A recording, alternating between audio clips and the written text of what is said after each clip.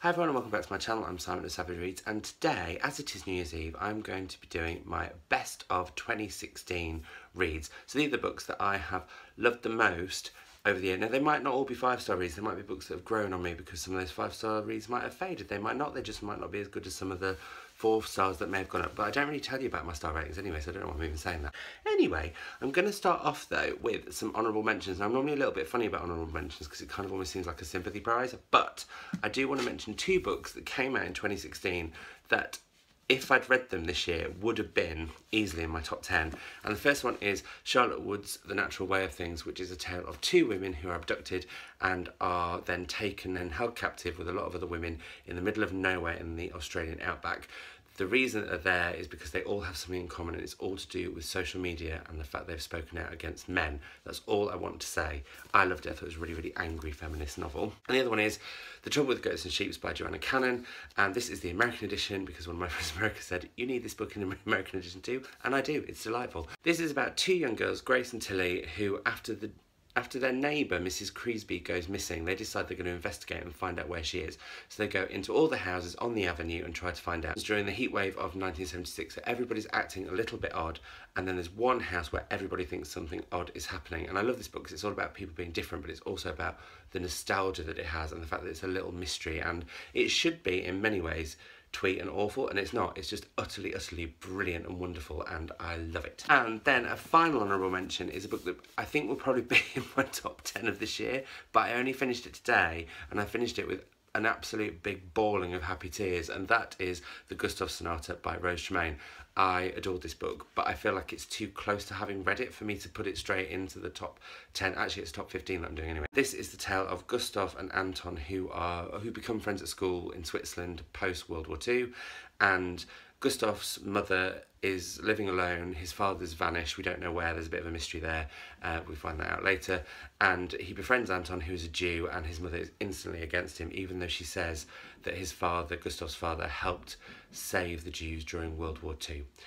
That's all I want to say, but it's a wonderful book, and it flips through time, and it reveals various things in different ways, but the last paragraph, well, last sentence, made me cry and cry, and it was sort of sad but mainly happy tears. So now let's go to the actual books that made the top 15 for me for this year. I know, you're all very excited. In at number 15, I feel like I'm doing top of the pot, it's very exciting, is The Butcher's Hook by Ellis. I read this earlier in the year, and I was expecting to like it because I'd heard great things from Jane Campbell in particular, but I wasn't expecting to love it quite as much as I did, and since I've read it, it's grown and grown and grown on me. And this is all about a young woman called Anne who's growing up in 1763, and she is living in a very claustrophobic house where her father's kind of this huge patriarch and very domineering, and her mother has just had another child, which brings back the memories of one of her siblings dying previously. One day there is a knock on the door, and it is the butcher's boy, and there's an instant spark, and then things take a very saucy, dark, gothic, devilish twist. That's what I want to say. I loved it, and how gorgeous is that cover.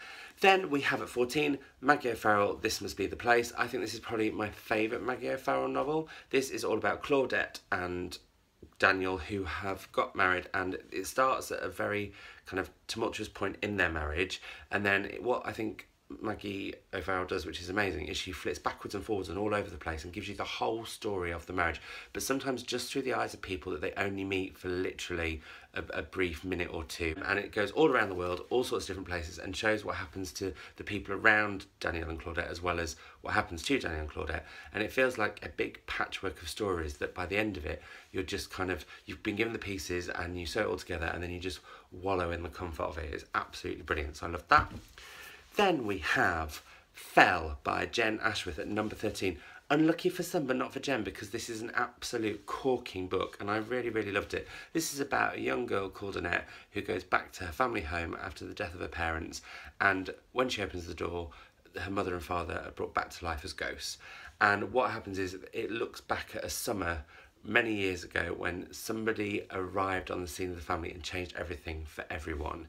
And it's also a look at grief, it's also a look at illness, it's a look at myths, because there's kind of this ghostly thing, but it's not like, ooh, spooky, it's just this kind of otherness that I really, really loved about it. And I think Jen Ashworth's writing stunning, and I love the fact that there's this kind of is it or is it not magic kind of thread running through it, which I wasn't expecting and I absolutely loved. Next up, we have a man finally on the list, and that is Graham Swift with Mothering Sunday, which is a short novella, but wow, this really packs a punch. I thought this was incredible. This is all about Jane Fairchild, and it's her remembering Mothering Sunday back in the 1920s. And it's when she was having kind of an illicit affair, basically, and this is one specifically important day in that affair, and it looks at who she was at that point and then the woman who she's become, and also how it's inspired her in later life. I don't really want to give anything more away than that, but I wasn't expecting very much from this. I sort of picked it up a bit begrudgingly because I was going to read it as a Mothering Sunday read so that I could do a post on Mothering Sunday saying, look how much I love my mummy. However, this is Racing Saucy, not about mothers at all. So it was just a complete surprise, and that was what I think I loved the most about it. It completely surprised me, so I need to read more Graham Swift. Then we have a book that didn't come out in 2016, but quite a long time ago, and seems to be a little bit forgotten, and that is The Hiding Place by Trezza Azzopardi. I flippin' and frickin', I think I went for then, but frippin', I'm going to use that now, frippin'. I frippin' love this book. Again, it's a book that I didn't know very much about, but me and 3 of my friends went to Cardiff, and we like to do this thing, we go away every year together, and we like to read a book set where we go. And there aren't that many books about Cardiff. However, there was this one, and this is about a young family who are in the kind of Maltese community in the poor/working class part of Cardiff back in the 1920s and 30s, or maybe, no, I'm lying, it's the 1960s, sorry. The last book was the 1920s.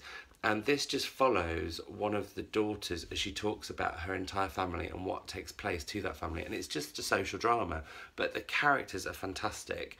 The drama is quite, I can't describe it because it's sort of extreme but not extreme, and I love books that celebrate what normal people have been through, and whilst there are some high dramatic moments because obviously it's a novel, it feels very real and very honest and very heartfelt and just altogether lovely. Jean, could you get Picador to reprint this, please? I would be most grateful and love you even more. Thank you very much. Then we have a big stomper of a book, and this is Eowyn Ivy's To the Bright Edge of the World, and I know this is one of my mum's favourite books of the year as well. This is all about Colonel Alan Forster, who goes on an adventure to discover the Wolverine River in Alaska, and in doing so he comes across the indigenous tribes that are there and all the myths and legends that surround them, and some of them are much more real than he was led to believe before he went out there. It's a fascinating book in that regard because it feels like a real adventure. The Snow Child, which was Eowyn Ivy's previous book and I absolutely adored, felt more fairy tale. This is much more adventure and a bit not dragonsy, but you kind of the moments where you are thinking, is a dragon going to pop up? Anyway, there is a sea monster, lake monster. What I also loved about this, though, is at the same time it's also a story about his wife, Colonel Alan Forster's wife, Sophie, and what happens to her when she's left back at home, pregnant, waiting for him to return. And I loved that theme because it's got a real feminist edge to it, and it's full of drama and full of, well, not drama, that sounds awful because it makes it sound like it's really over the top. I don't mean it like that, but it's just a wonderful, wonderful, ripping yarn. I also loved it because it has like pictures and exhibition notes and that sort of stuff because there's a museum theme twisted in with the book. That was number 10, by the way. I seem to have forgotten to do the numbers going backwards. At number 9, it is The Year of the Runaways by Sanjeev Sahota. This book I think is incredibly important and also, again, a fantastic story. In fact, the main theme with the fiction books in this selection are that they're just amazing stories, and I love a proper story. And that's not to say that it's not literary and it doesn't have great prose and great characters. I just like a ripping yarn at the heart of it too. And this is very much that. This is about 3 men who come to Britain from India in search of a better life, and we follow their stories before they leave and once they're here. And we also meet a woman who marries one of them who is from Britain, and we go back to her life in London and see what was going on there. What I think I loved about this book the most was, one, well, no, there's a couple of things. One, it opened my eyes to things that have happened in India that I didn't know were going on even relatively recently. And how desperate people will be to leave there and try and get a better life. And that links into the biggest point I think about it is, I would urge anyone who questions why people, I mean, they probably aren't clever enough to read this, but I would urge anyone who questions why people want to come and live in another country and get away from their country to read this book, because it puts you into the lives of people who are desperate to find home and find sanctuary and find safety and also provide for their families who they have to leave behind. I thought it was an incredible book. I think Sanjeev Sahota is really, really going to be one to watch. I loved his first book, Isles of the Streets, but I loved this so much more. And I really, really liked the first one. So yeah, I thought this was great. At number 8, we have The Argonauts by Maggie Nelson. And this is non-fiction. This is a series of sort of thoughts that Maggie Nelson has as she writes about being pregnant and the body changes that she goes through being pregnant, but also the body changes of her partner as her partner transitions. And I thought this was incredible. This is all about queer family, it's all about LGBT issues, it's all about gender, it's all about being a woman, and I just thought it was marvellous. The best way to describe this is Maggie Nelson kind of takes the top of your head off, pours in loads of ideas, puts the lid back on, shakes it all about, and then goes, have a think about that. And think about it, I did. At number 7, we have, this is the proof edition, so it's My Name is Leon by Kit Dewar. This is a book all about Leon and his younger brother Jake, who get separated after they are put up for adoption and in a foster home with Maureen, who is a character who I will love forever. They get separated because Jake is a white young baby and Leon is not. Leon is older and also he is not white, so therefore he's not as desirable, I suppose. And this is based on true stories and things that Kit Dewar saw when she was working in the adoption system and has adopted kids herself. So I think this is incredibly powerful. I think what I loved about it is that it's the characters, it's the fact it's a very honest, heartwarming but heartbreaking story. It's frank, it doesn't shy away from all of its subject matter, and is just incredible. So I loved that. At number 6 is What Belongs to You by Garth Greenwell, and this is a tale of obsession when an unnamed narrator who tells the whole story meets a young man called Mitko in a public toilet in Sofia in Bulgaria, and from then there is a tale of obsession, but also kind of a bit of a game of cat and mouse, because you can't quite work out who is the cat, who is the mouse, who is the victim, who is the villain as you read on. What I think is great about this also is it then goes back to the narrator's past, and also the kind of the plight and the past of Mitko's situation, and tries to make you understand where they're both coming from. And I loved that. I thought it was great. I think Garth Greenwell has written a fantastic novel. And yeah, I think more people should be reading this. And how good is that cover? Number 5, we have Shelter by Jun Young. Wow, I thought I was going to probably quite like it. I didn't realise how much I was going to love it. This tells of a couple who are going through all sorts of financial problems, and they are putting their house on the market, and the estate agent is there, looks out in the garden and said, "What's that?" And it turns out that it is Kyung's mother, naked, clearly dazed and confused.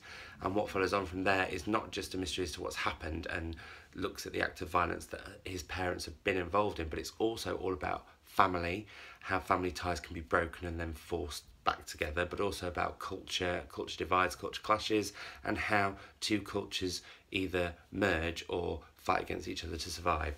I thought it was incredible. It reads like a thriller, but it's incredibly well written. The characters are fantastic. The themes it raises are remarkable, and I cannot wait for what Jung Young writes next. Number 4. Oh, I love this book. This is The House at the Edge of the World by Julia Rochester. I picked this up not knowing what I was going to think of it, and it was all because of the Bailey's long list. And I started reading it, and it was a bit snarky and a bit edgy, and I was like, I'm not sure I'm going to get on with this.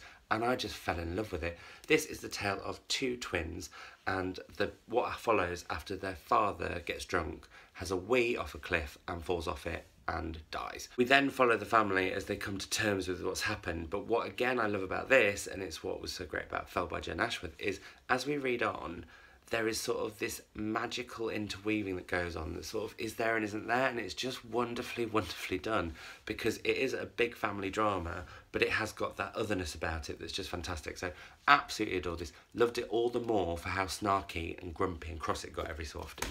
Then at number 3, we have Boy Erased by Gerard Connolly. This is Gerard's memoir of the time when his parents put him into I want to say commune, and that's not right. It was like a faculty in a centre where he was straightened out, although he wasn't.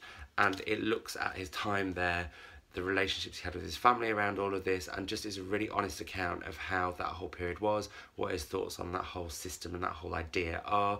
And I thought it was incredibly powerful, incredibly well done, made me feel really uncomfortable. But it just reminded me of how difficult it can be to come out and how nervous it can make you feel, and all those feelings that I had when I was younger. And yeah, I thought this was incredible. Penultimately now, and this was a kind of a switch between Gerard every so often, because I've only read this between Christmas and New Year, but it is 100 Nights of Hero by Isabelle Greenberg. Oh my goodness me. I loved Encyclopedia of Early Earth. I think I might love this even more. It felt very familiar because we have the Birdman at the start and interweaved throughout. But this is also a story about two women who are lovers, and one of the women is married to a very rich man who has put a bet with his friend that his friend can, if his friend sleeps with her and manages to take away her modesty, then he can win the castle that the man owns.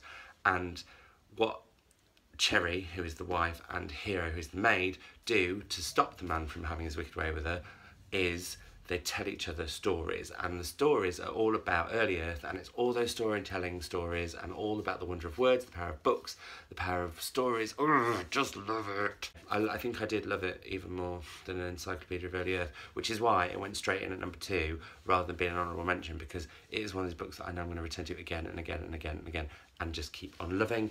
And then finally, you're not going to be surprised at this, number 1 is of course The Essex Serpent by Sarah Perry.